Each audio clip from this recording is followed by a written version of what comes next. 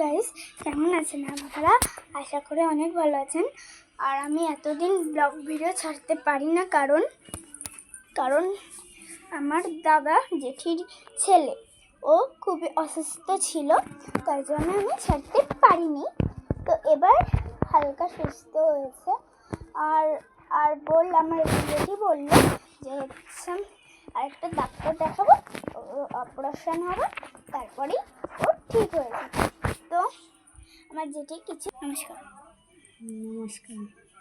আমার ছেলে আগের ছেলে সামান্য একটু সুস্থ হয়েছে, এখানে কমছে না। ব্যাঙ্গালোর নিয়ে যাবো, আমাদের টিকিট কাটা হয়ে গেছে, 1 মাস পরে নিয়ে যাবো, যাতে সুস্থ হয়ে বাড়ি ফিরে আনতে পারি। আপনারা সবাই আসি। তো গাইস, শুনলেনি যে কি বললো, হালকাই সুস্থ হয়েছে।